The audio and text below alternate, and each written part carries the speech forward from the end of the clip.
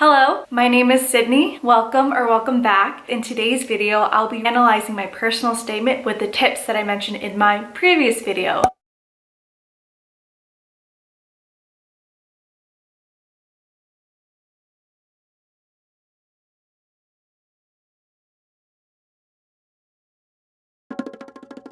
I'm a pretty open book when it comes to being pre-med. I share a lot of my struggles as well as my candid thoughts here. If you find this video helpful, please let me know by giving it a thumbs up and consider subscribing. But before we start, I'd just like to say my personal statement is by no means perfect, but it is in fact personal. This is my reason for why I want to pursue medicine, and I hope by sharing it helps you reflect and piece together yours. I just ask that you are respectful and mindful of my story since it means a lot to me. As always, timestamps of my writing process will be in the description below. Without further ado, let's begin.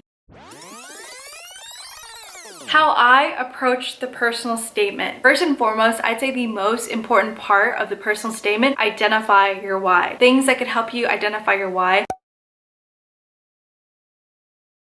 I'm gonna share some context since I think that'll help kind of understand my story a little bit better. For some background, I am a second-generation Vietnamese American. Growing up, I didn't experience it firsthand, but I saw a lot of the difficulties inherent in navigating healthcare and just life in general from an immigrant perspective. Through my community service involvements, I became passionate about not only addressing these difficulties, but also working to bridge those financial, cultural, and linguistic barriers to access to care. So my goal or my why is to practice cultural competent care for the underserved communities, and that falls under the specialty umbrella of community medicine and primary care. After identifying your why, my second tip would be to craft your story, and I'll actually split this part into different sections.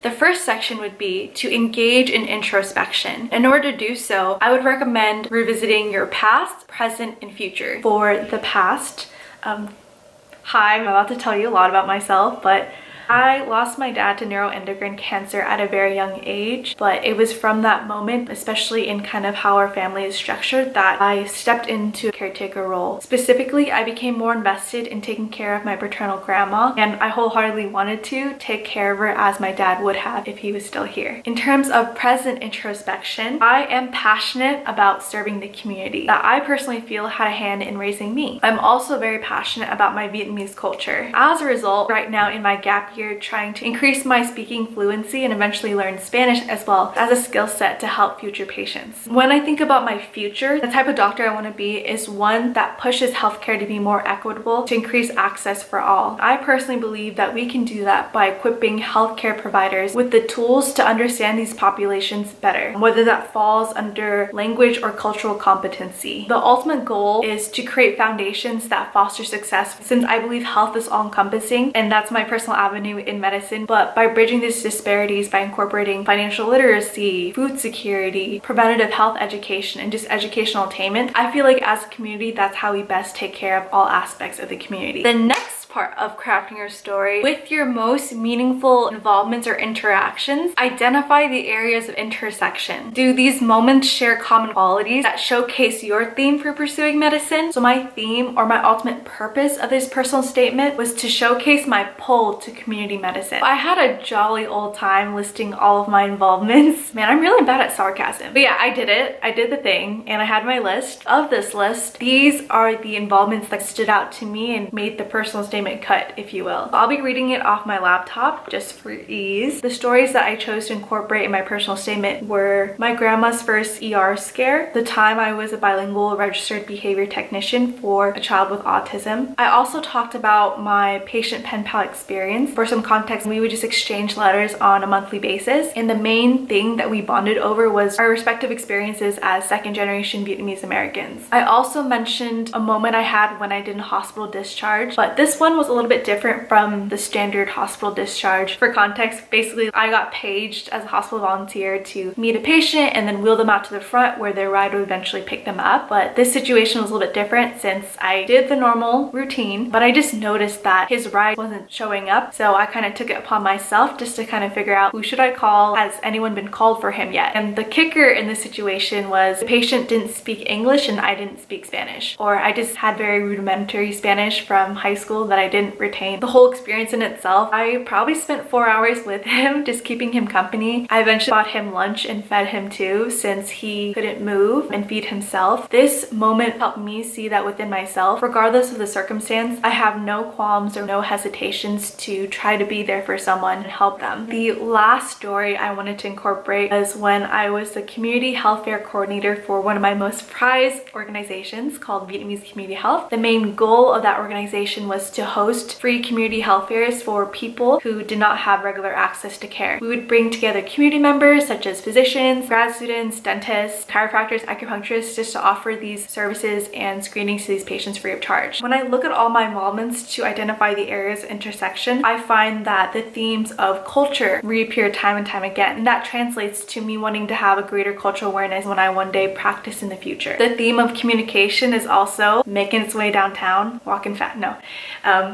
Communication also reappears. What I mean by that is I really enjoy being in those situations where I can alleviate feelings of fear or just uncertainty by being there for people and communicating with them, especially during their most vulnerable times. The last area of intersection that I found was a sense of education or empowerment. The way I mirrored that was either by being a translator or by providing preventative services or avenues for people to not only understand their health, but to have that understanding as a way for them to feel more in control of their health. Next step, I would say, would be to develop your narrative. With your stories, use that to establish and reinforce your theme in an order that makes sense. 3, write the personal statement.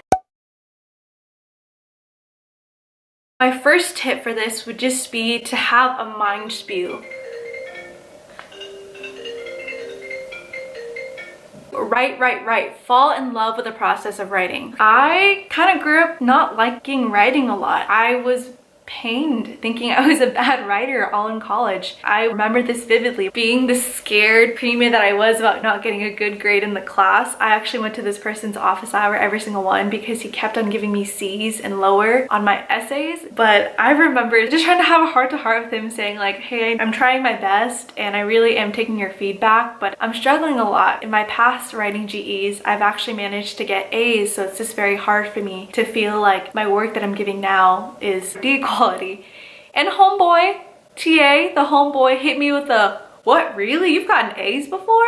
So yeah, thank you for making me feel like a poopy writer. But when I started my gap year, I wanted to challenge myself to appreciate writing and not view it as the enemy. To get me to write, I actually employed a lot of different ways for me to get excited about it. By having these concentrated sessions where I did write and just pour out my thoughts fresh in the moment, these actually were little golden nuggets that I could eventually disperse in my personal statement or even my secondaries. For example, on Instagram, I wrote a lot of captions about my Vietnamese involvements, and lo and behold, a lot of them showed up in my secondaries. Secondly, when I was in correspondence with a doctor that I asked for his feedback on my personal statement, he hit me with the why community medicine. It forced me to eloquently write my reasoning out. I need to thank him because literally how I phrased that was in every single secondary that I sent out. So thanks, doctor, you're the best. This was the biggest game changer that got me to be really creative with my writing, kind of see it as an art and not so much a task. At the start of my gap year, I actually started a blog. It was supposed to be just a pre-med medical blog, but I went through a breakup and it was pretty hard. I kind of depleted my friends' patience who no longer wanted to hear me talk about it. So I actually processed a lot of how I was feeling throughout that breakup on that blog. And by doing so, I really got to know who I was as a person and also find my voice as a writer. Highly encourage, if you're starting your gap year, if you have some time before applying, have some form to keep you accountable to write, but write like you mean it,